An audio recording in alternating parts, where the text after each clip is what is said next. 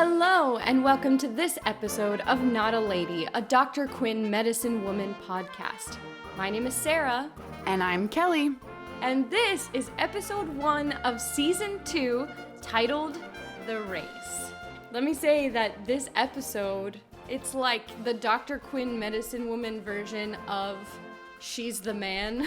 Without Amanda Bynes. And Gouda. And Gouda. Channing Tatum. But let's be honest, we would all take Byron Sully over that guy. Yes. any day. Oh, I forget what Duke. Yeah, what kind of name is that? No, because his name is Duke because in the Shakespeare play he is a duke. Oh, you would know that, English teacher. Of course I would. It was super fun and I'm excited to talk about it today. Season 2, Episode 1, The Race, aired September 25th, 1993. Season 1 ended in 1993 in the spring, and they had already filmed and were releasing Season 2 by the end of 1993. They don't turn around seasons that quick like that anymore. No, they gotta hold you in, make sure you come back. Yeah. It was directed by Chuck Bowman. This is his 8th of 32 directorial stints. The last one we saw him in was the season 1 finale, Portraits. And the writing team was Sarah Davidson. This was her 5th she will go on to write 24 episodes. The last one we watched written by her was Rite of Passage. Toni Perling, who we have had as a writer before, this is her first of 23 runs as executive story editor. And she will go on to be executive story editor for 23 episodes. She will write specifically 14. And obviously, Beth Sullivan is creator. So we open up on the town, and in good Colorado Springs fashion, nobody works around here. They all stand around to see what the newest thing to talk about is happening. And it's funny to me that they're all watching them post the billboard. But meanwhile, behind them is literally a huge banner that says Colorado Sweepstakes. I know, like across the whole, yeah. But it's like they're learning it for the first time that the Colorado Sweepstakes, there's going to be a race, and the reward is $500. Can I just criticize the naming of horses in this episode? You don't like Destiny? Destiny? We haven't even met Destiny. It's more Hank being like, my horse, Hurricane. And Matthew like, my horse, Scout. To me, Scout is a dog's name. I know a human named Scout. Or a human name, but when I worked at the doggy daycare, we had so many Scouts.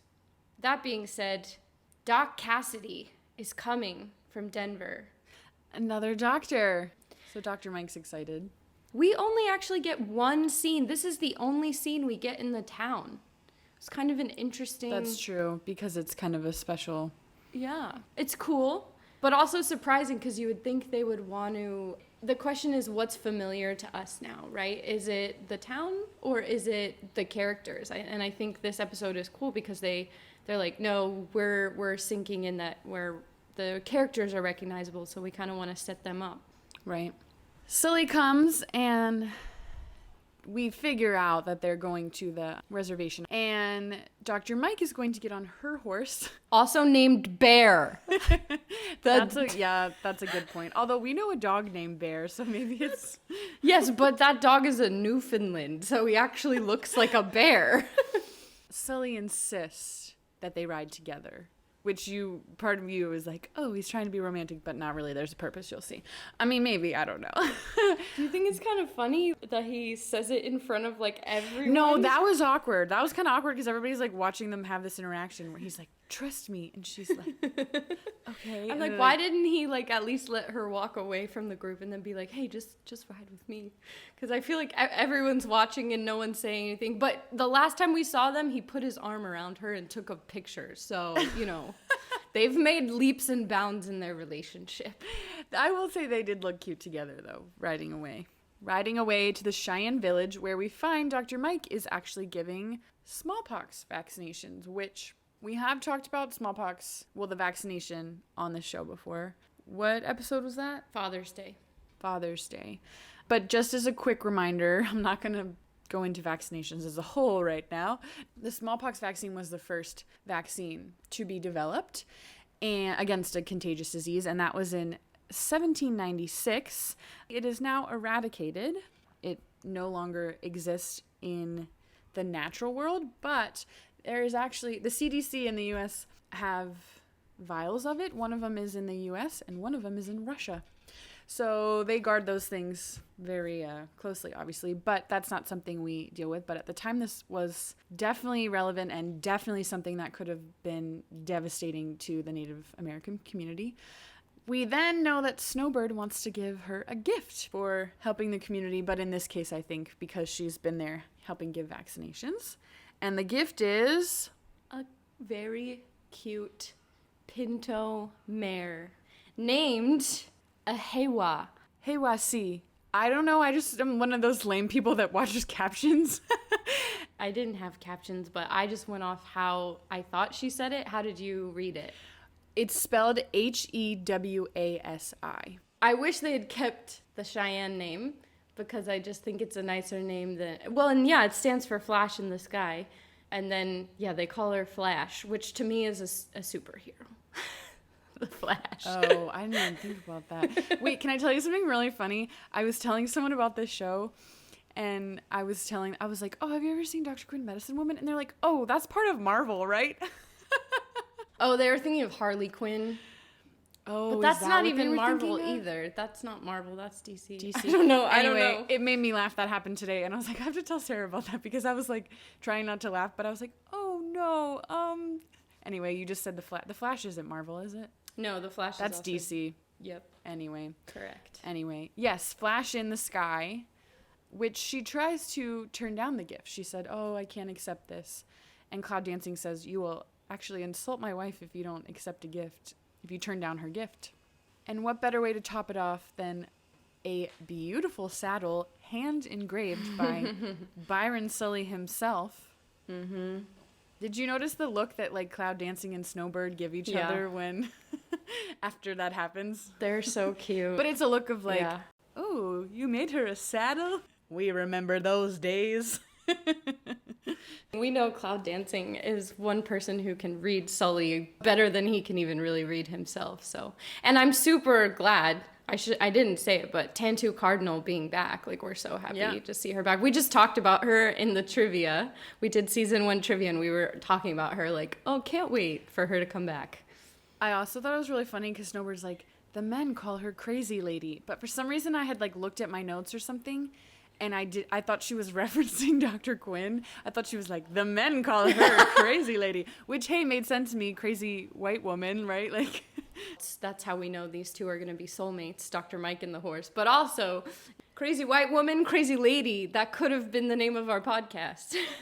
True. It's really funny. I wrote down Sully giving Dr. Mike a hand-woven, leather Western saddle engraved with her name on it. Not even her name, Dr. Mike. Dr. Mike.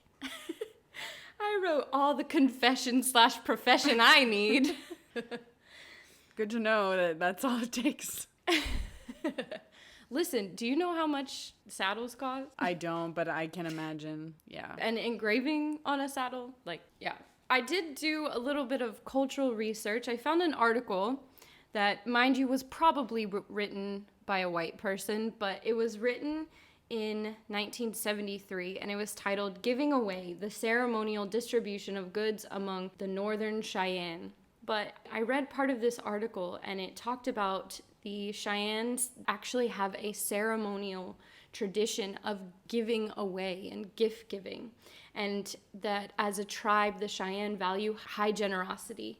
This giving away is always to honor specific individuals. But what's interesting is because it's a tribal value of giving away, it is viewed as reciprocal. It's something that you give a great amount away and then someone else will give a great amount away. I don't know if the show writers, how familiar they were with this ceremonial tradition, but it really seems to reflect that in that Dr. Mike, we've only seen her in the reservation maybe, this may be the second time. I know Colleen once went without her, but we have this idea that she goes there regularly and that she's been giving vaccinations and taking care of people's health.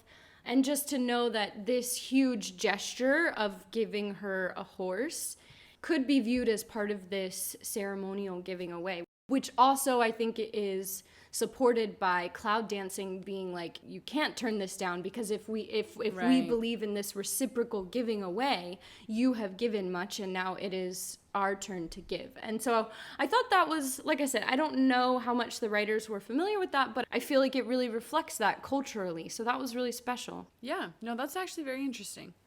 The next scene sees Sully, cloud dancing, and Dr. Mike leaving the reservation. Sully asks Cloud Dancing if he wants to race.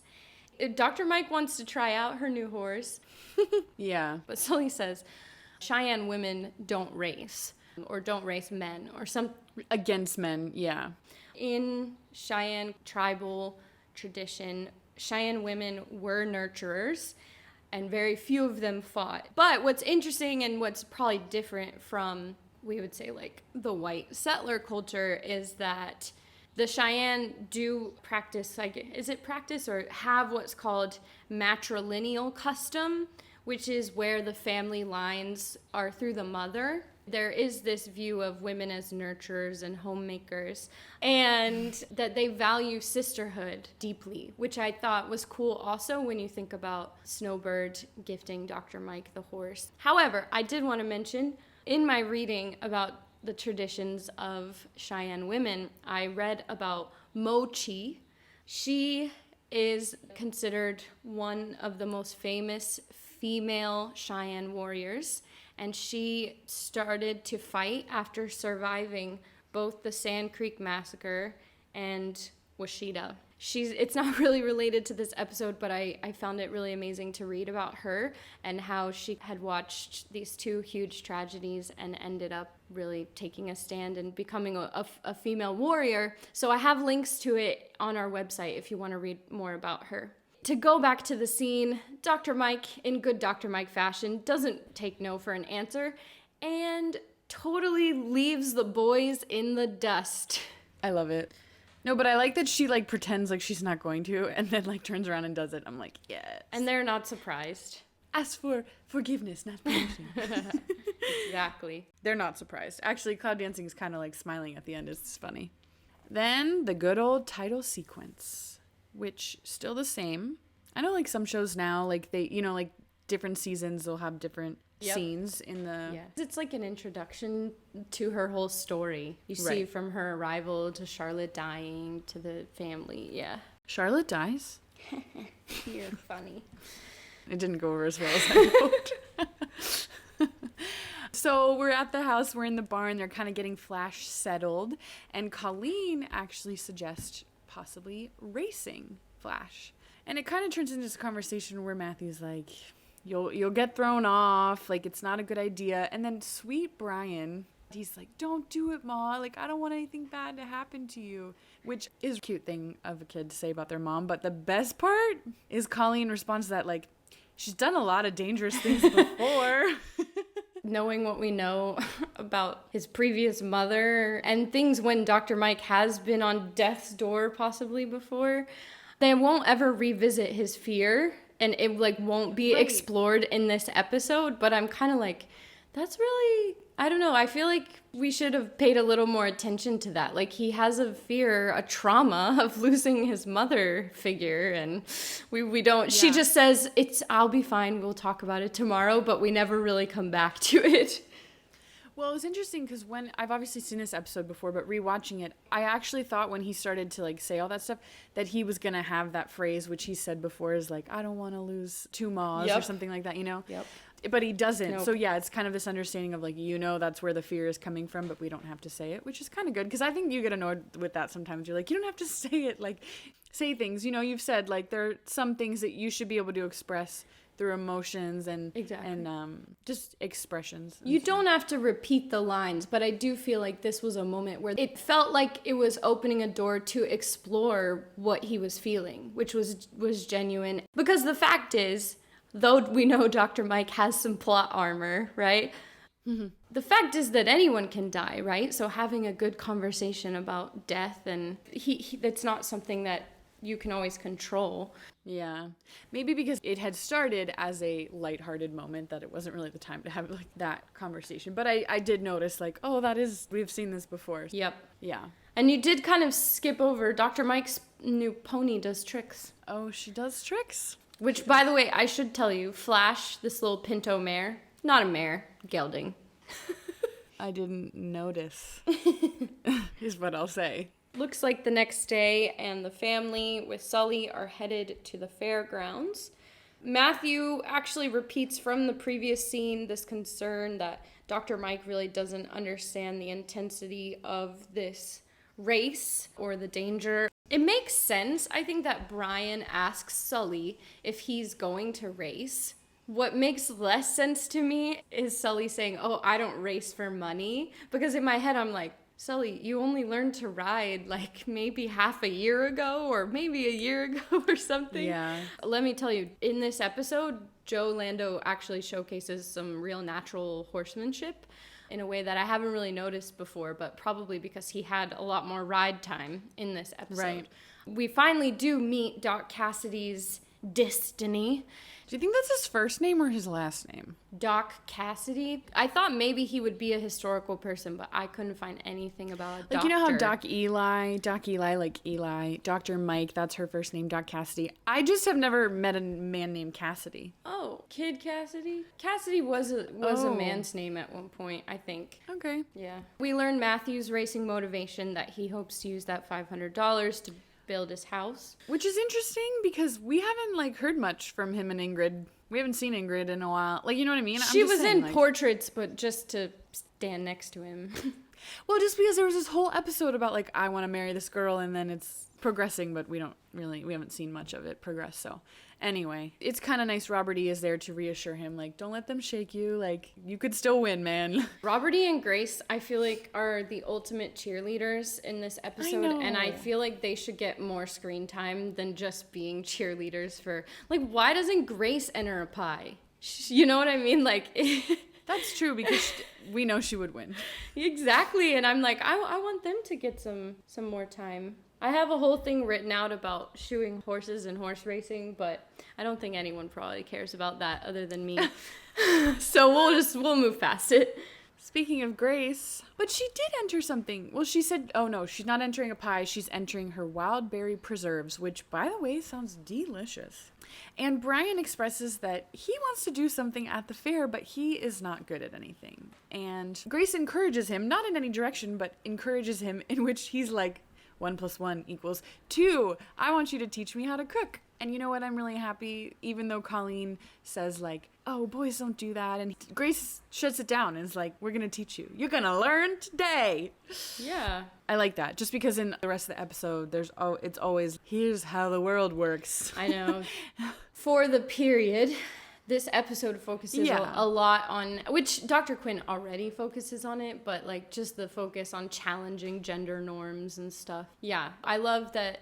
Grace in that scene made me think like she's gonna be a great mom because she actually listens to what he wants and what he's interested in, and it's cute because this is not the first time we've heard Brian say, like, I'm not good at anything. And, you know, she's like, you don't need to be good at a bunch of things. You just need to find one thing that you really love. And then... Which is true. Pursue it. I think I remember at one point I saw on the internet somewhere, it was like, would you rather be mediocre at 100 things or excellent at one thing? And it's very personal the way people look at that. Like, actually, I'd like to be able to do a lot versus if I'm going to do something, I want to be able to do it the best. So yeah, I think it brings up just a good point of like, yeah, you don't have to be good at everything. Like, you can pick a couple things, and we're gonna find out if pie baking is one of them. You know my history with like cooking and baking, though I will say, being in another lockdown in another country due to COVID, I'm getting lots of cooking practice in a way that I never have before. So maybe by the end of this, I will actually be mediocre at cooking. But I love when Colleen's like, how you don't even know how. You've never made anything anymore. Never cooked a thing in your life. Yeah. And Brian's like, well, I ate a lot. I know what tastes good. Hey, that's true.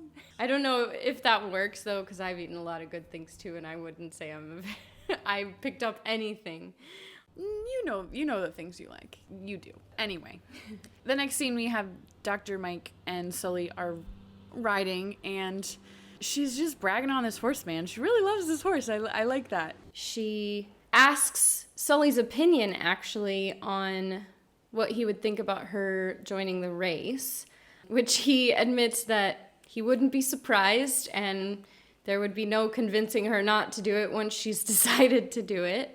And this is where I wrote down that I really noticed Joe Lando has some really natural horsemanship in this part. Flash is throwing her head a little bit, shows that tension on the bit's a little tight, but he asked her a question that I don't want to talk about it now, but I want to mention it because I'm going to talk about it later. Sully asks Dr. Mike, "What are you proving by joining the race?" Dr. Mike replies, "It's not about proving. It's about taking up a challenge and trying for excellence." So that's the statement that she makes, and I just want to make note of it so we can come back to it later. Okay. A notable quote for that little scene. He also says, odds are you probably aren't going to finish, by the way.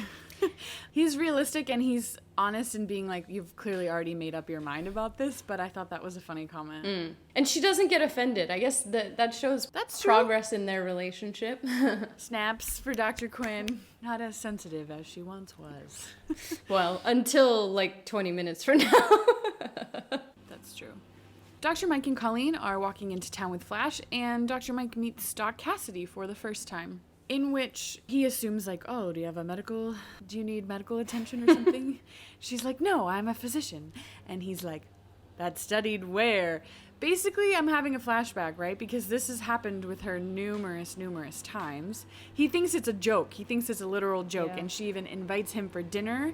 And it's unfortunate for her that this whole interaction has to happen. We're not surprised, right? Yeah. I give Dr. Mike props for never going into a conversation with I was going to say with another doctor, but really with a man, assuming that he is sexist or, is going to belittle her. Like, especially because of her experience, like, we're almost like, oh, we know this guy's going to be a jerk, right? Like, we expect it. Right. But the fact that she builds relationships never expecting the worst of people, I think is something worth noting, and something that, for all the anger and frustration she's going to have over the way he treats her later, it is notable. Yes, he's annoying. When we have characters like Hank who are just jerks and just say nasty things to the point that we just ignore them now, Doc Cassidy is kind of the other end of the spectrum, at least in the beginning,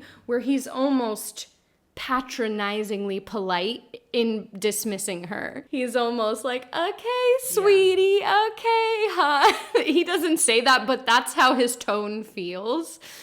Right. But they are interrupted when Cassidy's rider, Drew, is kicked in the head by Destiny. Correct. And Dr. Mike and Doc Cassidy both walk over, and Dr. Mike actually says, like, oh, let's take him to the clinic. I can examine him in the clinic. Doc Cassidy, it blows my mind. He asks 3 questions. Well, he looks in his eyes. He asks if he's dizzy, and he asks if he had any hearing loss. Those are his 3 questions. And from those 3 history questions, he decides that his guy is good. Drew is good to go. And dismisses Dr. Mike from the situation, which, again, not the first time this has happened, but I feel like it's been a hot minute since, like, somebody's been like, no, thank you, go away. I'm just picturing, like, when she went into Jake's shop and they're like, we don't need your help. Mm-hmm. So obviously, you don't have to work in the medical field or go to PA school to know that someone getting kicked in the head by a horse could be bad. We talked about traumatic brain injury before. We talked about Brian just falling out of a tree. It's essentially the same mechanism, right? Any sort of force that's pushing your skull against your brain to have that movement. And sure, there are a lot of people that may not have immediate symptoms, but that doesn't mean you're okay. So we'll see this play out later in the episode, but I don't know. I'm like mad for her that she just gets so easily dismissed. But apparently it didn't upset her that much, because the first thing she does after this is go to sign up for the race. Or she's channeling her annoyance and being like, well, if I can't show up over here, you know what I'm going to do? I'm going to say, hey, Lauren, I want to enter my horse in the race. And, oh, by the way, I'm gonna ride it. And you get those same three busybody men, Hank, Jake, and Lauren, being like, you can't ride, you're a girl. I know, what are we, 12? You're a girl. No, we're not 12, we're the 1860s. Yeah. I think it's a control thing, too. Like, they just like to be in control of all the factors. Oh, for sure. They like having the power. It is. It's about power, and they give this little, well, rules don't need to be written. It's just a rule. Which I was thinking back because there was a similar comment in the episode with Ingrid's brother and the whole butchering of the cow situation, and it was all about the written rules. I thought that was funny, right? Because it always, whenever it's most convenient for you, right? Like, oh, we don't need written rules. We do need written rules. But apparently males over 14, that's the general consensus, in case you didn't know. And Cranky Lauren, I'm like, okay, Cranky Lauren is bad.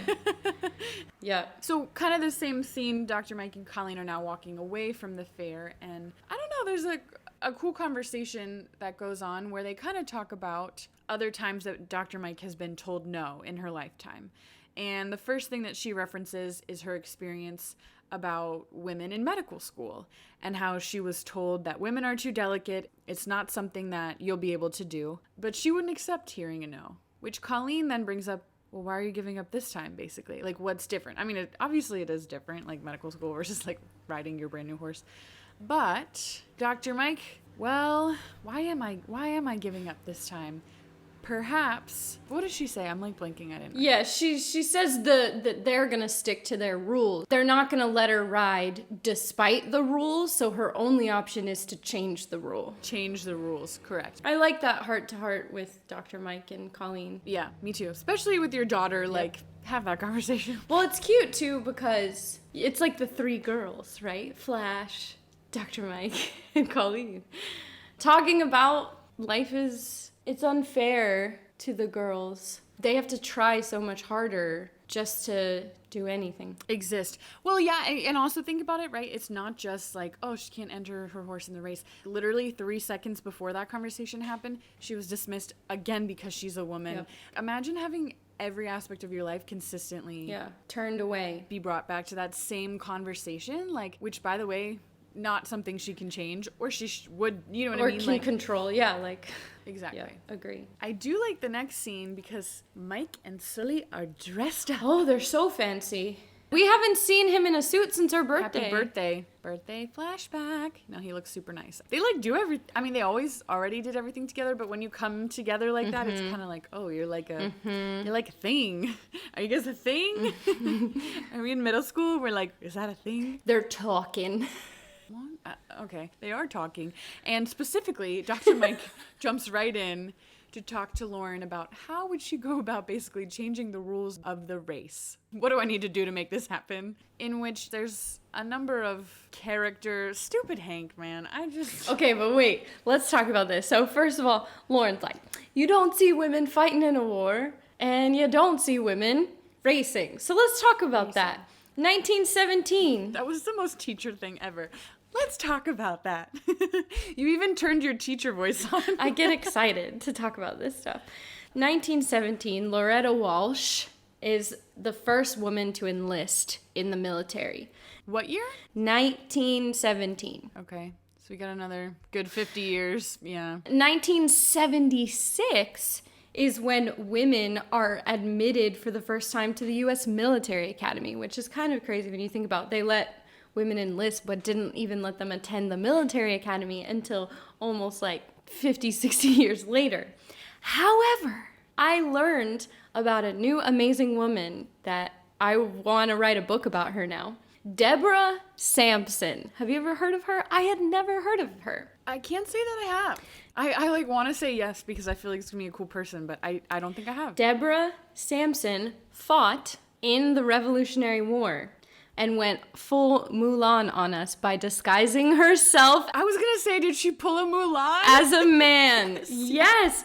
And she was not caught, although multiple close calls. She got shot in the leg at one point, and to prevent her secret from getting discovered, pulled the bullet out of her own thigh. Sepsis. And then she ended up getting fever later, and that's how they ended up figuring out. But they discharged her, and then she ended up actually getting full military pension. So that's 1776 beyond, like, I don't know which year she ended up joining the war. But I just want to say, obviously, they didn't teach this wherever Lauren went to school. I don't think he went to school. Unless Cranky Man school. Don't you think he had to learn how to, like, count money and run a business? Yeah, but I'm sure history probably wasn't as big as an emphasis, unfortunately. Yeah, for sure. Deborah Sampson, another amazing woman that I have linked on our website if you want to learn more about her. Really fascinating. I really want to read all about her now. Next, we have women in horse racing. So, 1966 is the first time women trainers are allowed at the jockey club. So 100 years after this. And 1972 is the first time women are granted the right to race. Just for context, the 19th Amendment was ratified in 1920. Women were granted the right to vote, but then still had to fight all these other battles to be accepted in the military or as horse trainers or as riders.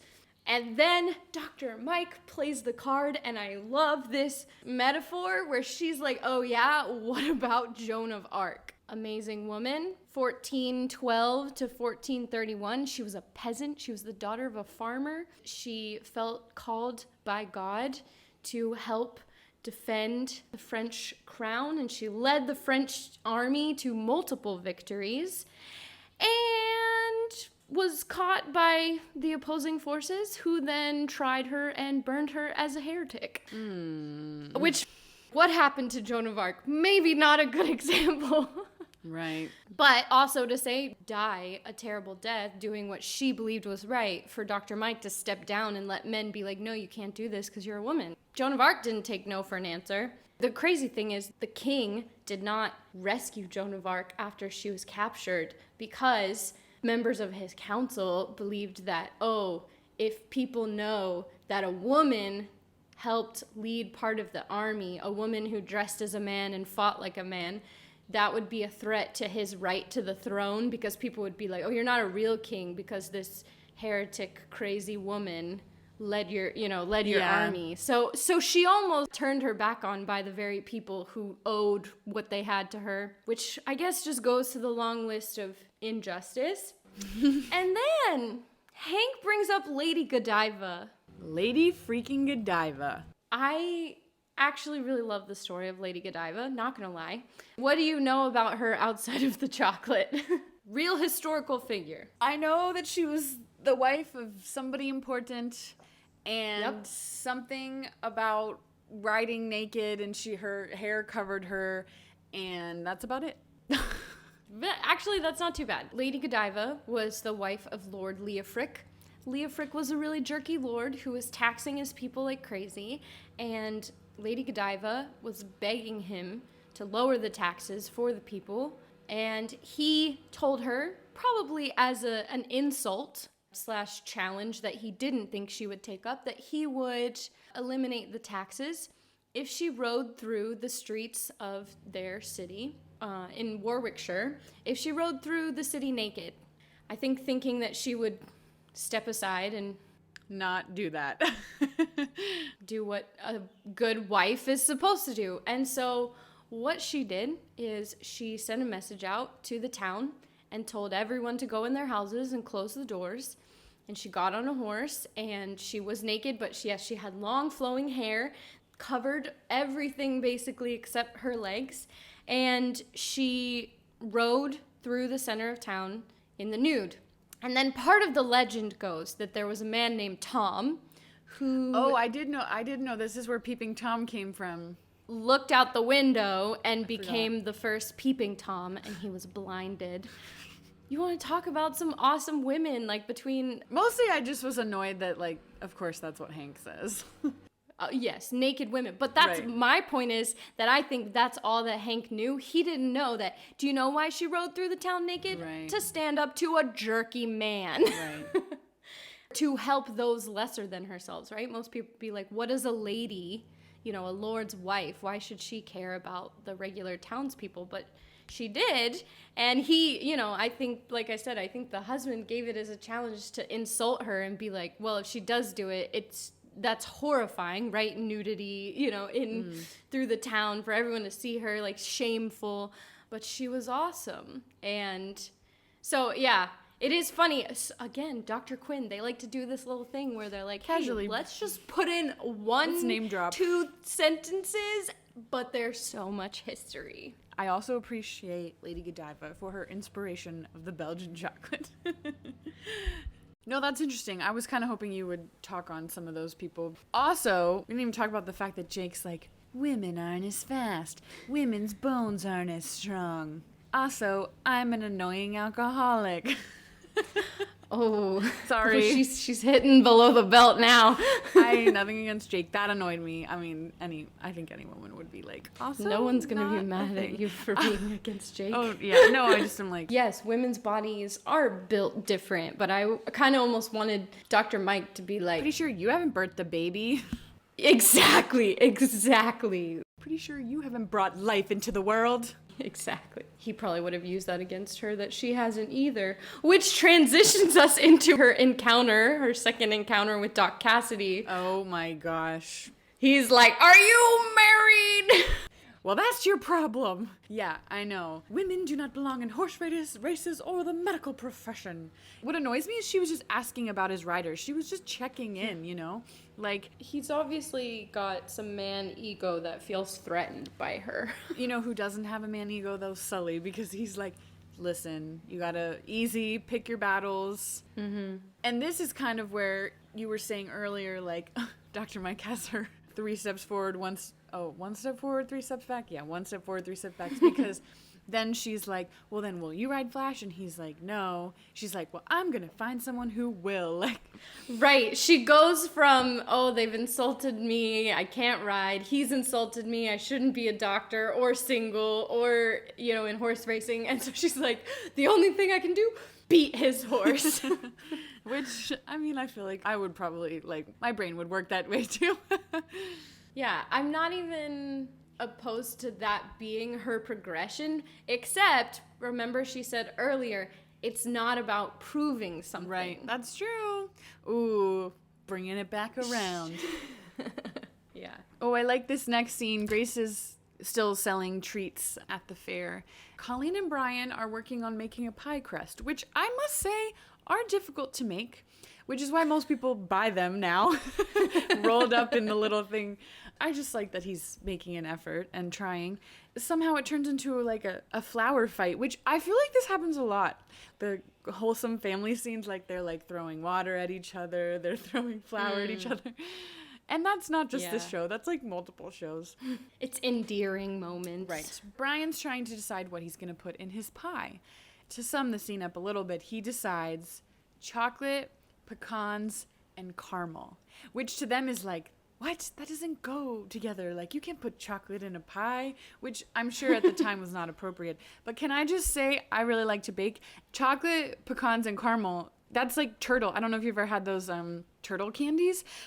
Oh. Caramel and pecans covered in chocolate. But that's been an inspiration for a lot of desserts. I've made a turtle cheesecake before. We know that those things go very well together. But I guess at the time they're not. Pies are more fruit-based, so he sounds kind of silly to them of what he's putting in his pie. But they also don't make him change it, which I'm glad they aren't like, you can't do that. Because we've heard that too many times in this episode. She really listens to what he wants, and he knows what he wants, and she goes, well, it's unusual, but if that's what you want, okay. And then behind their back kind of sneaks some fudge into the crust. Honestly, that sounds freaking delicious. Secretly salivating. That's gross. In the next scene... Yeah, explain this to me. Well, there's not much to explain. If a horse is lame... It's just very broad, there's some sort of injury. Yeah, pretty much. Lame just means the horse is in pain and it is causing them to limp. It's causing their gait to be interrupted, and it doesn't specify front legs, back legs, wear on the leg. It just means for some reason they are limping due to pain, and there could be multiple reasons or multiple causes. Sometimes going lame has to do with the sole of their hoof, which is a extremely, extremely sensitive part of a horse's body. And if you think about it, you know a lot about human anatomy. So horse anatomy, I don't know if you know, but horses stand on basically one toe. In their hoof, there is one bone.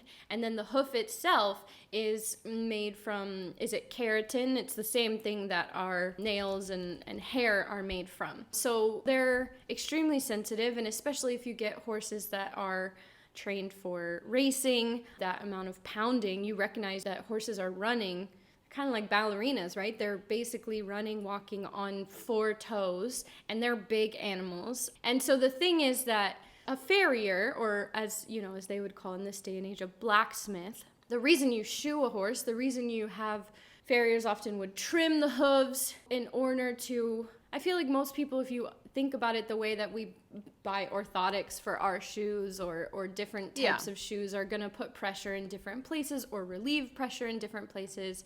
And because hooves are made of that keratin, especially in present day, if you have horses who are on pavement or concrete a lot, that's going to wear down.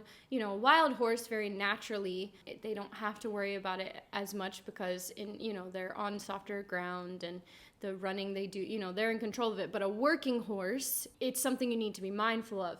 So while I don't agree with the way that Hank very physically goes for Robert E., it isn't a wrong assumption if the horse was fine and then got shod that he wouldn't ask the farrier. Does that mean get hooved, like shod? That means get shoes on?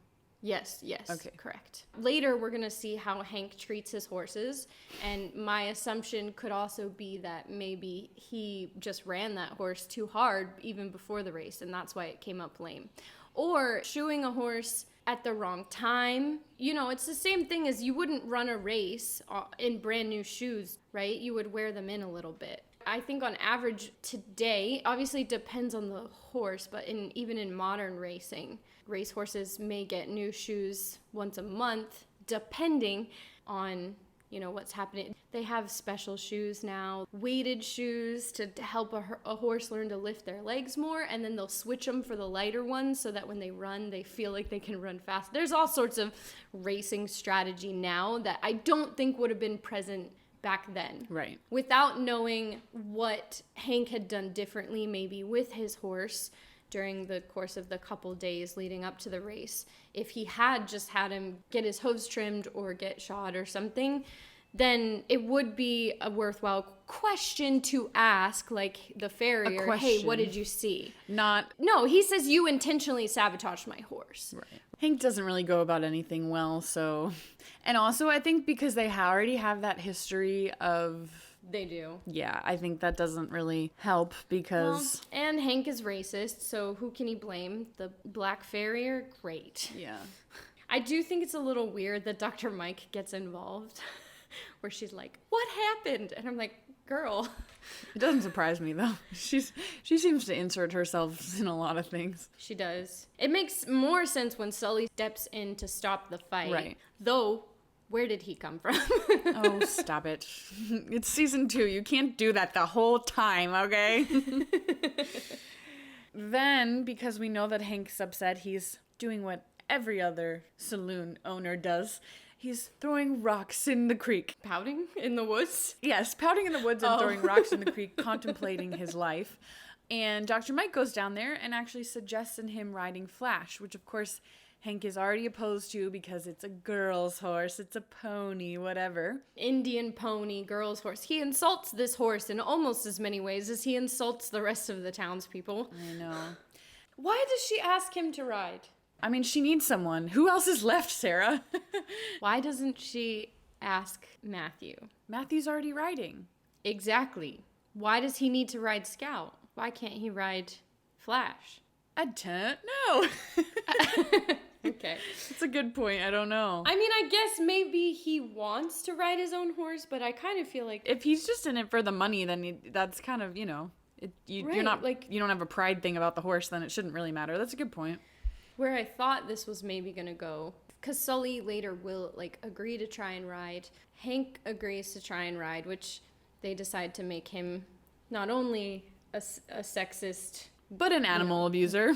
Woman abuser, animal abuser. What I thought they were kind of hinting at is with Snowbird when she was saying, oh, you know, the men think she's useless, but she rides for me, and Dr. Mike says she'll do anything. I thought they were going to say that this horse was like a girl-only horse, because there are horses that are, just like there are dogs, right, you know, who are very conscious of that, like, that are a little, they actually have a gender preference, which is kind of ironic. And maybe it's good that they didn't do that in this episode, because it would be like, our own horses have gender that preferences. That would be a weird, culminating lesson. But it would also kind of be cool that you have this horse that only will let women ride her and kicks butt when women ride her. Anyway, that's what I thought they were gonna do, and they didn't do it, which is fine. But it just seemed weird to me that she asked Sully, and then she immediately goes to ask Hank, like she thought it was gonna work out. She's kind of desperate at this point, yeah. I don't know. I like that she walks away. She's not gonna take his terrible deal of 60-40 for the prize money. She's like, They agree, though. Like, at that point, he is still gonna ride her horse.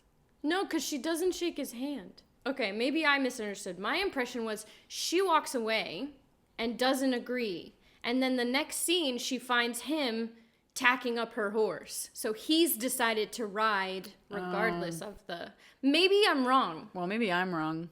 Maybe this is something the listeners could chime in. How did you interpret this scene? Because I interpret it as she turns down the thing, but then he's like, what do I have to lose anyway? I'm not going to be able to ride anyway. Right. Interesting. Before all that, we'll talk about that going down.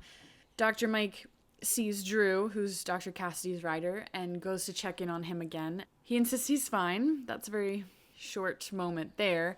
But then, yes, we see that Hank puts a strong, well, Dr. Mike says a strong bit. Yeah, it's a curb bit. So the bit is the metal piece that goes in the horse's mouth. And what's interesting about the bit and what's amazing about the way God designed horses is that horses have teeth that are in the front, kind of like molar-like teeth, and then they have a gap. And there's actually a space. And then they have a row of teeth in the upper jaw. And so a lot of people don't realize that bit actually sits on the gums in between the two rows of teeth. And so there's actually like a perfect spot for that bit to sit. Bit to sit. Horses are driven by their heads. The direction their head is facing is often going to be where their body's going to follow. And so a regular bit, usually like a D-ring snaffle, it has a little link in the center that sits kind of in the center of the tongue, and then you have the wide rings on either side. And depending if you're an English or Western rider, you either teach your horse to follow or move away from pressure in the mouth, and then often in the legs, horses are taught to move away from pressure. That's why you squeeze a horse, you squeeze with your leg to move the horse forward, because they're taught to move away from pressure. So with the curb bit, there's no soft link in the bit for it. It would have flexibility. A curb bit has a bar in the middle with almost like the bar, like a U shape in the middle. So when they feel that pressure is now intensified, and depending on the size of the curb bit, the intensity of that. And so normally the curb bit was kind of created so that you didn't have to yank on your horse's mouth. You could just do a little pull, right, and it would feel strong in the horse's mouth. But we already know Hank's putting that in that horse's mouth so he can yank just as hard as if it were a snaffle, and that horse has no choice but either to obey or be in pain. It's the same with riding with spurs, right? Spurs were created not to injure the horse, but so that a cowboy wouldn't have to put a lot of pressure, that the horse, all you'd have to do is lightly touch and the horse would know to move away. But there are a lot of people that abuse these things, these right, really harsh measures, and end up really injuring and are, I'm getting on a soapbox a little bit here, but like lazy dog owners who are like, oh, my dog behaves really bad, this and that way. It's like lazy owners. They don't want to put in the work to properly train their animal, to build a relationship so that that animal maybe wants to respond to you, wants to work for you in a way. And so they just apply these harsh measures so that the animals are kind of broken into submission. So, yeah. But Flash, I kind of love that. I think we kind of expect she's going to go buck and bronco on him. Right. But instead, she's a gentle soul, and she just lays down on him. She literally, like, flops over. Yep, yeah. There are horses who do that. It's a complete refusal. Right. To engage with him, and get off of my back. Yes. Okay, so I have so many movies that I want to talk about. It's not Spirit Stallion of the Cimarron, though that scene is amazing, and that movie is amazing. And the music is amazing. But then, we already kind of talked about it. Hank deals with it by deciding he's going to beat the horse. Yeah. And I almost wish that Dr. Mike came on more righteous anger. If somebody slapped my horse, yeah, I would not just be like, don't do that. I'd be like, are you kidding me? Like, I would grab my horse and run. But then she doesn't, and then that gives him the opportunity to try and whip the horse, which he doesn't because Sully intervenes. Exactly. Where did he come from? But how dare you not your horse? So you're done. You walk away. Sully says, man never beats a horse or any living thing. They should have let that line sit a little bit more because we know Hank. But before this can progress any farther, Cassidy's rider falls, collapses, starts puking his guts out. I think this is the first time that Doc Cassidy really acts like something's going on. But also gets extra nasty with Dr. Mike being like, I don't want you here. Don't tell me what to do. And I think it's because he realizes there is something wrong. You messed so she up. has been right. Yeah. She literally just wants to examine him. He had a serious blow to his head. She says, like, I'm concerned about concussion and cranial compression. The whole vomiting thing. I said there's a lot of symptoms after concussion that their onset may not be till later, but they can be really concerning. And vomiting and repeated vomiting, nausea, that's like one of them. Like, she knows something's not right. He knows something's not right.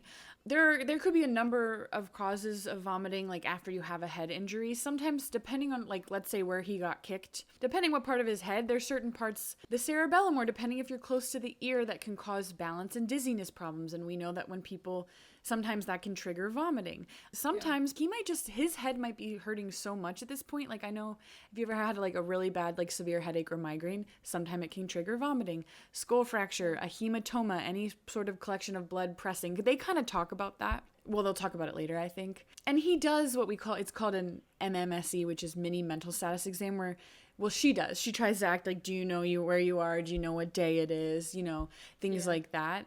But I mean, anybody would know, hey, this dude should probably not race, and Dr. Mike suggests he should not ride in the race. This is when they're in the tent and actually he's examining him and such, and, you know, it's unfortunate that Doc Cassidy's treatment plan is sleep and whiskey. And Dr. Mike, and this is not a bad thing at all, she doesn't let stuff go. Like, I would feel like if someone was that blatantly rude, disrespectful, and dismissive of me, I would be like, okay, forget it then. But she doesn't. She has the audacity then to be like, you know what? I think your desire to win this race is clouding your judgment over a human being and how this is going to affect their life, which I think is way to be an awesome doctor and advocate for your patient, even though he's not really your patient. But also I'm like, dang girl, you're brave, because I probably would have been like, okay, forget you. It's a theme for her character in this episode, like where she really isn't taking any no's. Yeah. And we do know that about her, yeah. That's kind of like with anything in life, right? Like, if somebody doesn't want help, unfortunately, you can't, like... Well, it's not your job to make them want help, right? Yeah. But we know that that's not what Dr. Mike believes in. And I think she recognizes that in her experience, the only way she's ever going to be considered is if she persists. Right. Probably in this time, no woman has ever been successful by being like, okay, and then they think about it and come back, actually, honey, I changed my mind. The only way she's ever been successful is if she continually shows up until they have no other option but to depend on her. Definitely. And then we realize that for Doc Cassidy, this is personal for him. Your desire to prove that you're a better doctor. So this becomes about, the only reason he's turning her down is because he's taking it personally, that she's not trying to help. She's just trying to prove she's better. Right. Which is not what she's trying to do at all. She wanted to have a good relationship with Doc Cassidy. And now that the accident has happened, she wants to do right by Drew. Right. But it's out of her hands. For the moment, yeah. On a lighter note, pie eating contest. And... the judges are Jake, the Reverend, and Lauren. This scene, I don't like the kind of problematic where I Lauren's know. like, you're not trying to be a girl, are you? But did you notice Reverend Timothy Johnson, for once in his life, stepped in and advocated and shut Lauren down and said, hey, knock it off. There's nothing wrong with him entering. And everyone moves past it. And I'm like, see, Reverend, this is what Dr. Mike was talking about. When you take a stand, these people are like... an impact on the community. Yeah, exactly. Yeah. And we learn surprise pie. Well, first he tries to name it after Mr. Bray, which I'm like, after he was just mean to you? But it's so cute. I love his... yeah, it is really cute. But it's mostly funny that he doesn't remember what's in it. So he's like, surprise pie. At first I didn't realize that he didn't remember. I thought that he just didn't want to tell them because of Colleen's reaction. No, I think that definitely was part of it. But I think some of it is like... Well, obviously later we'll see. He's like, don't necessarily remember. But yeah. Going back to a really quick scene, Matthew and Drew are riding. I don't know if they're practicing or running through the course or whatever, but Drew doesn't feel well, and I guess he's so convinced that maybe he just really needs the money too, so he's convincing himself that he needs to race and is annoyed that another person is asking him how he is, and he actually whips Matthew's horse, like, out of nowhere, basically, and immediately then collapses. I think what's the most sad about that scene is that Matthew's trying to help, and he's like, Dr. Mike thinks maybe you should sit this one out. And Drew's like, well, what does she know? And Matthew's like, well, she is a doctor. And Drew says, well, so is my boss. Oh, yeah. And he says, I'm fine. And I wish they had kind of given more time to linger on that Drew knows he doesn't feel good, but he's trusting Doc Cassidy. Doc Cassidy told me I don't have to worry. But it is kind of shame, his quote-unquote final actions are lashing out at another rider's horse, the rider of whom was trying to care about you. Right. This show, man. They put Drew in a wagon, and Dr. Mike rushes over to the wagon once they get into town, and apparently they've tried smelling salts. They can't get him to wake up. And she says, again, I always get annoyed that she's like, I know exactly what's wrong. He has cranial compression and he needs emergent surgery. Like, okay. I get that is a massive assumption, and it is probably a good one. It would be on the differential. But, of course, we know that Dr. Mike has done this surgery, and she expresses that she can do it. Doc Cassidy, of course, refuses. I don't even remember what his first reasoning is, but then Dr. Mike says, like, well, we don't know where the blood is pooling. It's dangerous to send him jostling on this wagon to Denver, which is true. She states he could have a stroke. Again, it's hard for me because they're acting like if he's had compression, then he's going to have bleeding, which is going to cause even more compression. But then they're talking about a clot. I don't know. I just feel like there's a lot going on that I'm like, okay, I'm not really sure. How would you know that? Well, no, sure, like, is it a possibility? But I'm just a little confused because it's not necessarily related to the other things that they're bringing up.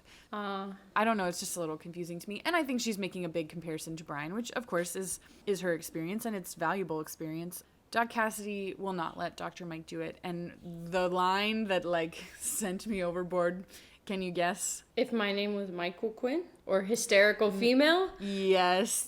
He's like, trust me, he wouldn't have a hysterical female cut him open. Any man who refers to women as females, you already know he's a bad word.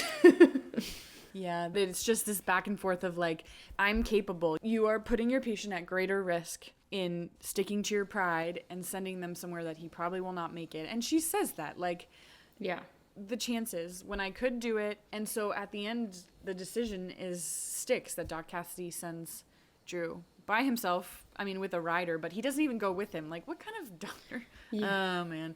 Yeah, he should go. Right. And Sully being the good friend / confidant. Yeah, he tries to comfort her.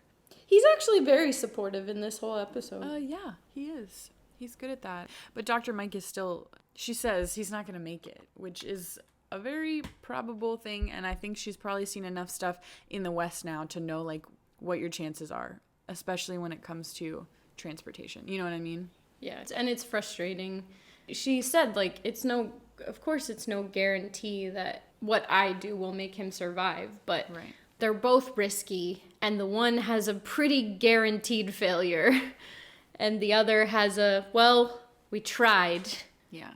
I wonder if it would have been different, the way that with Doc Eli, where they worked together. I wonder if she had offered, like, hey, we'll do it together, you can help me. Yeah. I do like that she turns to Jake to confirm that she performed the surgery. And Jake is like, yeah, I did. I watched her do it, which is cool because, I mean, it's a shame that she has to get a man to support her story, but it's also cool that Jake actually shows up in that way to support her. Because we wouldn't bank on that necessarily, that he would, tell the truth. Jake is not the worst in this episode. We switch from this very tense scene to the pie eating, where the judges are trying the pies and the Reverend makes sure that everyone tries all the pies. They go back for seconds to try Brian's pie. There's this really funny video. I don't know what show it was from, but I saw this funny video on the internet that it was like how you know you cooked something well. And it's like when Gordon Ramsay goes back for seconds. And it was like some cooking show that Gordon Ramsay was one of the judges. You know, they always try just a little bit and then give feedback. And meanwhile, the other judges are giving feedback. And Gordon Ramsay finishes the whole plate of like stuff that this one contestant made. And it was like, that's how you know that you've done well, when Gordon Ramsay doesn't have any feedback, just keeps eating your dish. Food. That's true. Again, Grace is a cheerleader. You did your best. Brian says, I never win anything. But I was like, wait, was this about winning or was it about him learning to be good at something? I think it was about learning to be good at something, but then, like, the competition is kind of the whole point of it. Like, if he just wanted to learn how to cook, he could have made a pie any other day, but he wanted, like, to have something he was proud of. And so competition, it's just in some people's blood. You and I, when we lived in Pennsylvania, we kind of spent a chunk of our youth going to the local fair in our town. And I had a lot of flashbacks of the fair and growing up. And I was trying to think, like, did you ever enter anything into the fair? I think some art projects, like school art projects. I always entered art. And I also remember one year I borrowed a neighbor's bunny and entered the bunny, and he actually won first prize. I don't remember that. And then I went to visit the bunny, their hutch. They had a hutch full of rabbits, and I couldn't find... His name was Jake, actually. So weird. My rabbit's name was Jake. It wasn't even my rabbit. It was the neighbor's rabbit, but I entered him, and I couldn't find Jake. And I asked, where's Jake? And they raised rabbits to eat them. And they had eaten him. And they told you that? Like, point blank? Yep. Do they know you? Farming people, right? Farmers. Yeah, no, really. I also, they had a horse riding competition, so I would always ride in the horse show. Yeah. I once entered I feel like we might have baked something once, but I think I did it with my friend Beth Ann, who actually was a good baker, so I think she did most of the work. See, that's something like I would like to do now. Yeah. I think that'd be fun. Super fun.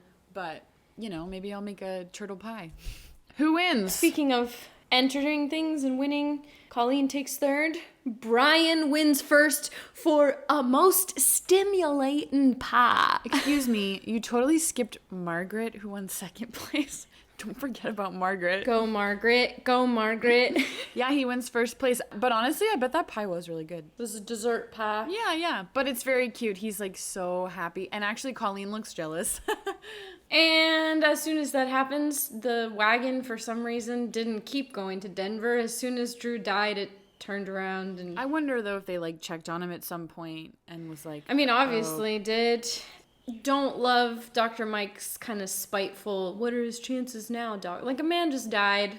I know you're mad, but yeah, you don't need to get revenge by making him feel worse. Someone died. And yes, it was because of choices that he made, but still. Probably don't need to bring it up at that exact moment. Back at the homestead, Dr. Mike then is just kind of expressing to Sully and the kids about how she's upset about her treatment as a woman, which is completely valid and obviously very accentuated in this episode. To culminate all of that, like, I feel like that could have been a really cool conversation. They could have, like, I don't know, I feel like there's so much in the episode, but it never really, like, picks. Yeah, because it's like, oh, well, the solution is we're putting Flash in the race. There's never any, okay, but what does this mean? How do we properly deal with this other than, like, being upset and feeling like we have something to prove? I agree. Deciding to enter doesn't feel like trying something challenging or achieving excellence. It feels like, well, I couldn't beat him as a doctor, which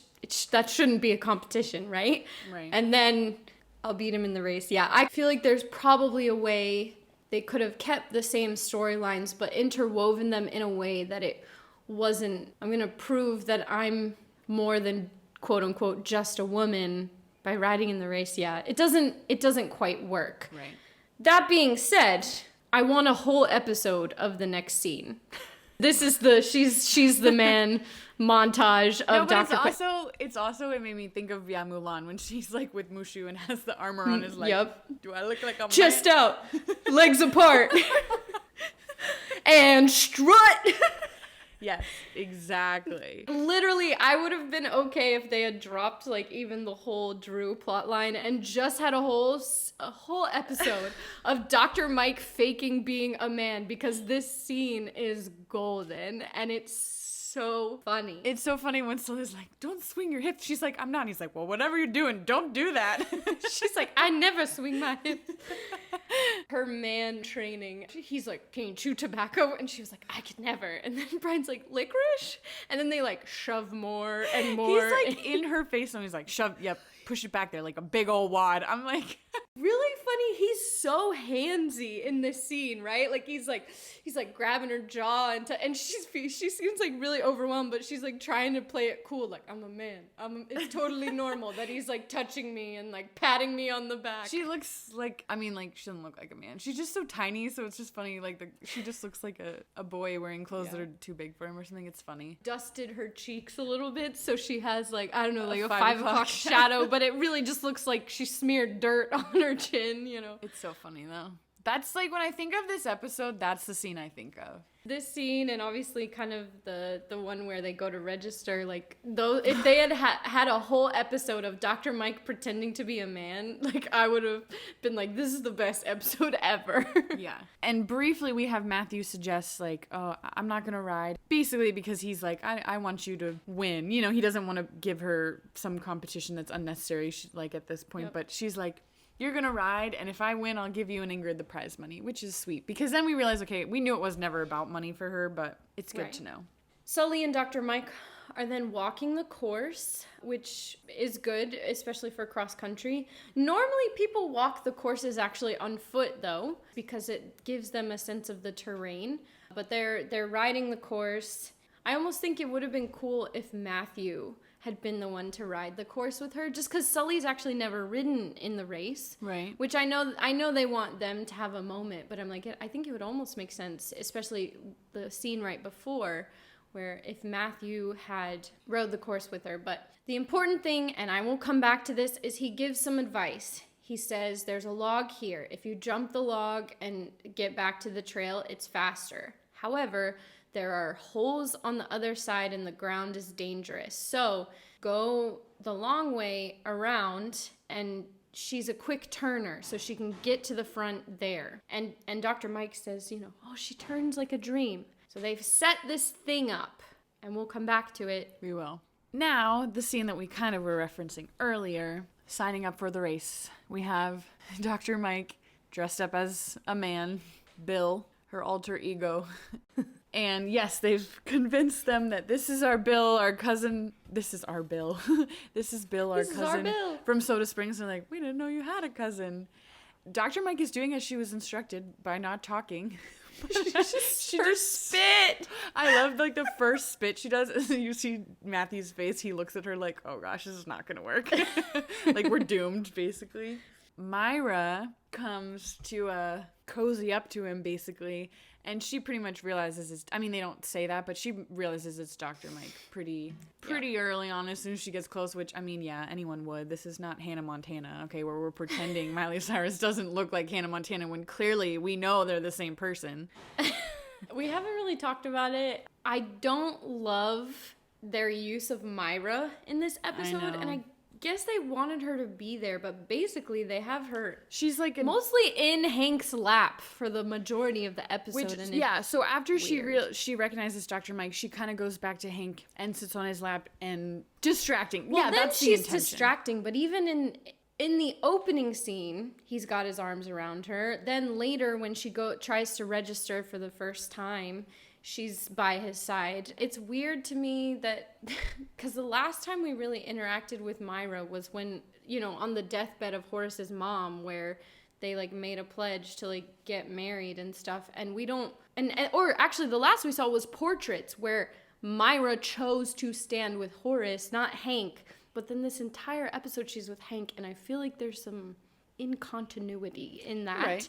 As far as the relationship of the characters. But we don't have to talk about it long, because I do think if maybe the reason they did that was so that's why she's there, and she, recognizes Dr. Mike, and then she's actually the one that sells it to the men, right? I think they would have kept looking, except Myra's like, Cousin Bill, and later she'll be like, I entertained him once. Yeah. Because Matthew's trying to throw him off. He's like, oh, he's shy, leave him be, whatever. Yeah. But, yeah, there is a purpose, but I do know what you're saying. So the race begins. She noticed the Reverend prays over the race. You might think that's kind of crazy, but people die in horse races, especially back then, all the time. I mean, now at least they wear helmets, but people still die. As someone who almost died in a horseback riding accident, every time you get on a horse, you don't know what's going to happen. So, yeah. We learn that Hank is riding Destiny, which I guess makes sense. Do you think, obviously a lot of this is stunt doubles, right? You can, so... at one point, there's one where I can tell, that's not Hank. That's not William Shockley. I can tell. Usually the way that you're going to tell a stunt double is where they shoot from. If they shoot from, chest up, and you can see the actors' faces, then it's definitely them. But anytime you have either the crane shots or the wide shots, which I think they actually have some really cool stunt riding shots, but that's probably not your actors. For one, safety reasons. For another, being able to ride at the speeds that they're riding at some points, I don't know that the actors, A, would feel comfortable, or B, that the directors and would be like, we don't want even risking the accident of our actors having an accident, because horses are unpredictable. Right. But before the race starts, Colleen does apologize to Brian for, which I like. She says, I'm proud of you, and I'm sorry that I made fun of you about your pie. That's a nice moment. Because I like this A-B storyline, because it pairs well, right? Brian facing this backlash of being a boy who wanted to enter a pie baking contest. Meanwhile, you have a woman wanting to race in a man's horse race. Interesting, I just want to note a line. Horace says, the decision of the judges is final. This is a lie, by the way. They will go back on this, but he says that at the beginning of the race. So the race begins. It gives me very much Man from Snowy River vibes, which is my favorite horse movie of all time, where they're riding through the brush and through the water. And I love the way they do the checkpoints, where they have riders at the checkpoints running with news. Because you think about that, especially back then, it's not like they could watch the whole race. So I love that kind of cool effect where we're able to follow the race and the town is able to follow the race, because they have these riders who ride back to report where the different riders are. Another movie that this scene reminded me of? It came out later. Man from Snowy River was 1982, so that was pre-Dr. Quinn Medicine Woman. So I'd love to imagine that the Man from Snowy River film was inspiration for this scene in Dr. Quinn. But there is, I think it's Louisa May Alcott. It's the Little Women author. Wrote a book called The Inheritance. Yeah, she did write that book. In 1997, a film came out based on it called The Inheritance, which someone just realized that actually Henry Sanders, who plays Robert E., was in also that movie. Oh. So if you haven't seen The Inheritance, it's also about a woman who enters pretending to be a man in a horse race. And so it also gave me vibes. Maybe that film was inspired by the race. It's all connected. Apparently. While we're talking about women dressing up as men horse racing, go for the classic Elizabeth Taylor, National Velvet. Beautiful film. Also, if you want a more based in a historically true story, they took some creative license, but it's based on a true story about an Old West cowboy. Hidalgo. Hidalgo is one of the most amazing like horse racing movies ever. It's got Viggo Mortensen, but it's where they take this Western cow pony and enter him in a race in the Middle East, and it's amazing. It's really good. Watch it, guys. Go watch Hidalgo. I mean, it's a historical movie, and like I said, there's other stuff that happens that wasn't based in the history, but it's a really good movie. This is why this whole episode I'm like, oh, this is like that scene in that movie I love and that movie I love. So I said you would like it for a reason. Yeah. It wasn't just because of the horses. The race is happening. Hank is in the lead. Matthew's keeping up with him. So what does he do? He just punches Matthew off his horse. Thankfully, Matthew is okay, and I think Hank should be disqualified in that moment, but of course, he won't be. Dr. Mike checks on it, like stops to check on him. He's like, what are you doing? Go! So let's talk about, she makes a decision. She is still with the pack, but she's lost some time because she stopped to check on Matthew. And so Sully actually runs to the checkpoint to watch, and she makes a decision. Surprisingly, all the other riders choose to do that longer way and make the quick turn. Lame. Dr. Mike chooses to jump the log. She does. And I disapprove. No, I'm sure it's not smart, but for the purpose of the show, Sarah. No, but listen, she risks the life of her horse and herself. No, listen, holes in the ground, your horse trips and falls and rolls on you. Yeah. It's game over. Now, if they had set it up that she checked the ground there herself, or that she has this sense like, I know Flash can do it, or just if they had set up some sort of confidence that she had, that she knew her horse best, then I would have felt like it was a justified decision. But right now, especially after she had a conversation with Sully and said, oh, she turns like a dream, it was irresponsible and reckless.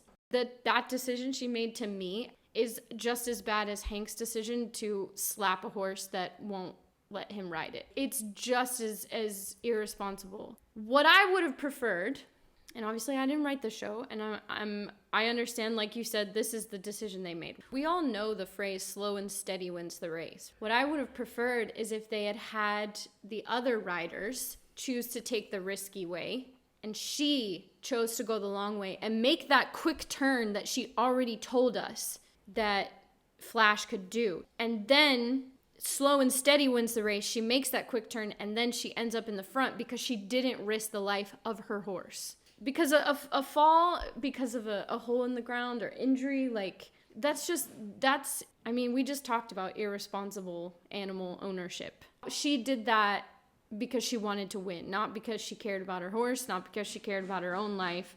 And I think it would have set up better this theme that we're working at. Like, just because she's a woman doesn't mean that she is incapable, but she is different. But what's different about her is what brings her strength.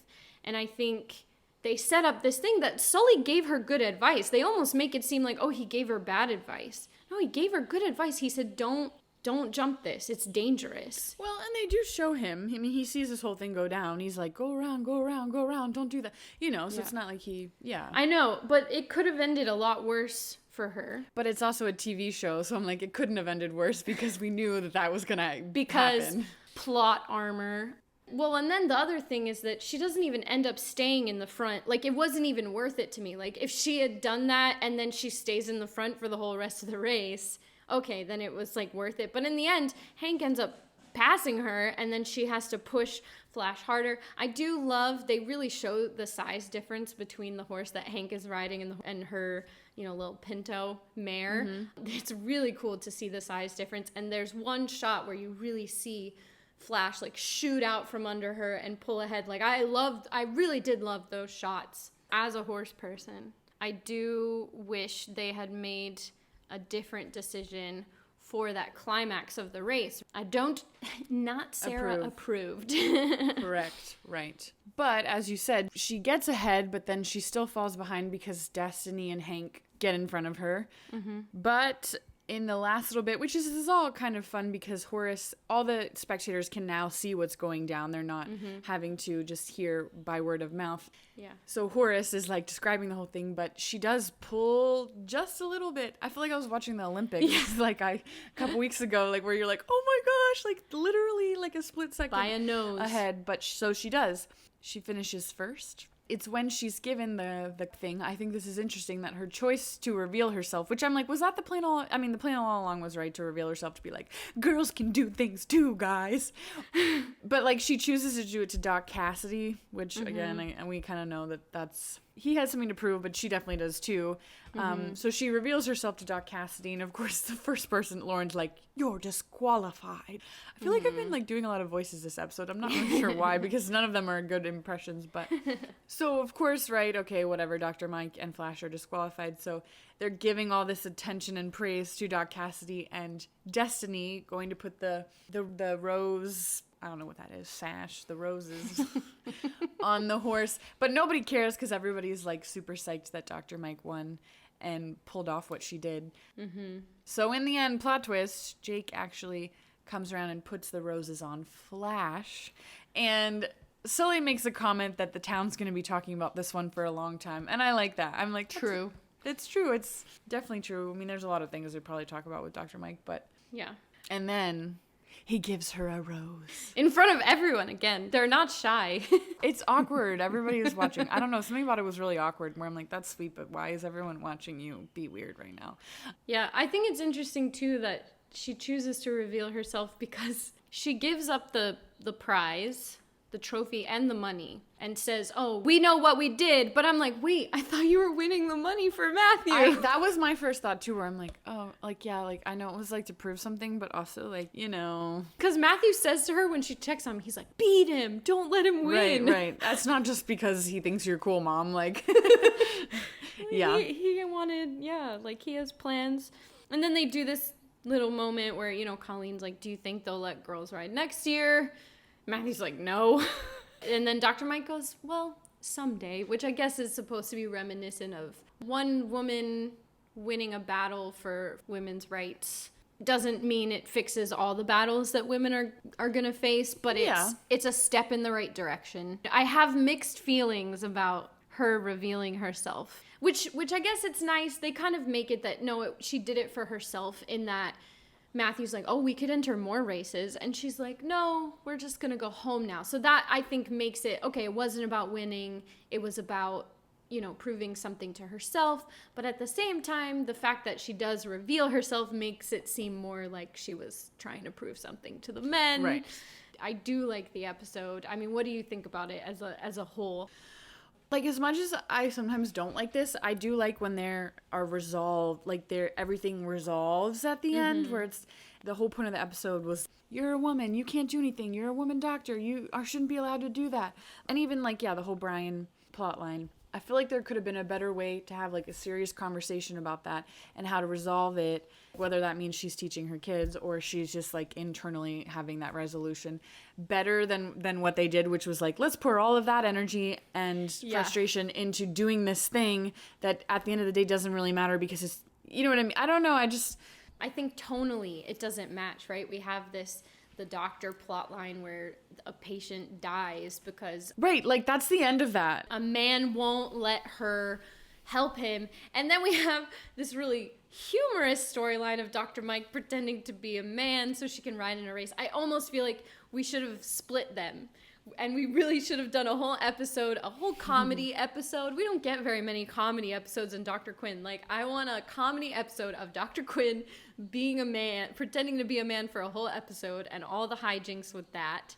And then, like you said, maybe have a more serious episode about, like, what does this mean that men are, you know, controlling a woman doctor who's equipped and qualified to help people at the cost of patients losing their lives. Like, that's that's super serious. And I don't know, like, you didn't really talk about this, and I don't know if you want to, but I kind of wondered, like, I wonder how often this happens, because I know it happens in dramas all the time, but, like, how often does this happen where you have two doctors maybe who have opposing opinions about a patient's diagnosis, and what do you do in that situation? Who do you listen to? What are the, and I know this one, it feels obvious to us as a viewer, like, she's saying, hey, he's not okay, and Doc Cassidy's like, he's fine. That's extreme. But I wonder in the real world how often you have a doctor being like, oh, this is the treatment they need, and another doctor being like, no, Right. they don't. Stop Right. wasting their time. It does happen, absolutely. It also depends what specialty you work in, right? Because if you're going to see your primary care family practice doctor, that's one opinion. But also, I know that I've been trained in PA school, and I can't speak for other medical occupations, but we are taught to give the patient all options. Even if we don't agree with those options, you're supposed to give all options, right? So that means talking through everything. Yeah. And at the end of the day, it's the patient's decision. And this is where half of my education is medical ethics and working through these scenarios. And I don't know, for me, a lot of it is obviously not black and white, but a lot of it is. If you present the options and the patient makes a decision, it's your job to honor that decision. I think the problem is a lot of people, they put a lot of trust in their providers, and I'm sure the day will come, and it has not as a future provider, where a patient will say, well, what would you do? Or what do you think? And that's when I think it gets hard, because it's not your decision, and everyone's case is different. And I had a professor be like, it's really up to you. Like, I, as a provider, don't answer that question. I give the options. And Dr. Mike brings this up. There are probability, like, we're science people. Like, at the end of the day, I believe in science and evidence-based medicine and statistics. Like, that doesn't mean it always works that way, but like in this case, right, the chances of him having a good prognosis and, I don't know, surviving, going the wagon route to Denver are less likely than his chances with a doctor who, sure, has only performed a procedure one time. And so sometimes I think it's okay to, like, give your opinion, like, well, here's what we've seen. And, you know, that's why a lot of people, like, go get second opinion or third opinion, because they want to hear what other people have to say. And although we're all trained in Western medicine, the way that we do it can be very different, and it does depend on what specialty you're in. You know, like, if you're going to have a major surgery, there's going to be multiple surgeons there that are going to be talking about what's going on, talking about your options, versus if you're at the doctor's office and you have a urinary tract infection and you want to know your options. Like, so, I mean, it definitely happens, and I wish I could say that every provider does that well, has that conversation well, and gives all the options. Obviously not. Every occupation, there's going to be issues. But yeah, it's a good thing to bring up. And it makes me think, like, oh, as I'm going through clinicals and thinking about patients that I will have, like, I want to make sure I'm not biased. I want to make sure I give all the options. I want to make sure I respect the patient. And in this case, I don't know, it's obviously hard because they're in the 18th century, and Dr. Mike kind of has nothing to do with it, but Dr. Cassidy has some skin in the game, so he's kind of gonna feel like he needs to do a certain thing. But yeah, I mean, it definitely happens, and I think if you're a good provider and you genuinely care about your patient and you're genuinely gonna do everything you can to make sure they have the best outcome possible, it shouldn't be too much of an issue. That's really good insight. Thanks, Cal. You're welcome. So, favorite scene in the episode? My favorite scene is, it's the scene where she's, like, walking around being a guy. It's just too funny. Yeah. I would pick that one as well because it is really funny. As far as more sentimental scenes go, I do like the scene of her and Colleen talking about times in her life where people have told her no. We are going to do ranking for, like, season 2 episodes, but we also want to put it in all of Dr. Quinn episodes. Where would you put this one in our lineup? This is probably has the most comedic elements in it. Yeah. There's not too many other episodes that have funny things. Well, I'm looking. I've mentioned The Visitor is our number 5. That one was very comedic. We have The Great American Medicine Show, which has the similar doctor versus doctor for a bit. Running Ghost, I felt like was definitely more character driven, though I felt probably very similar about the ending. How do you feel about Below the Secret, Above the Prisoner, which would put it as the new number 9? Trying to think about The Prisoner. That's above Portraits, which I know you liked. I know you really didn't. Did I? You had issues with it. You had issues. I have issues. I have issues. Okay. I got issues. You got them too. See, you're like, oh, why do you keep putting in things of me singing? But you sing all the time. Welcome to my life. Because it's definitely better than Law of the Land. Yeah. Honestly, I'm kind of comfortable in that, like... Number 9? There's no resolution. So, yeah, I'm okay with that. Okay. And remember, we'll revisit it at the end and we can adjust once we fill it up more. We have finished episode 1 of season 2, which means don't forget to write in for our lessons game. If you're new here or you haven't listened in a while, after every Not a Lady podcast episode, we ask listeners to write in lessons that they believe characters learned or ways that they grew during the episode, as well as maybe something that viewers learned. And it can be related to the specific Dr. Quinn Medicine Woman episode, or it could be related to the Not a Lady episode. So we invite you to write in. Kelly, will you tell them the places where they can do that? First off, don't be afraid to email us. The email is notaladypodcast@gmail.com. You can also check us out on social media, which includes Instagram, Twitter, and Facebook. It is @notaladypodcast. We do love to hear from you guys, and I feel like it's been a hot minute, so I'll enjoy that. If you listen on iTunes, you are able to write us a review and give us a star rating, which helps more people find the podcast. The next episode we are going to be talking about is titled Sanctuary. Oh, is that, I think that's the one where we meet Dorothy. Maybe. I hope so. I like Dorothy. Well, sometimes. So please look forward to that. We will be updating on our social media when that is headed your way. Thanks so much for listening, guys. It's always great to get together and talk about Dr. Quinn. Good old Dr. Quinn. We'll see you guys next time. Bye.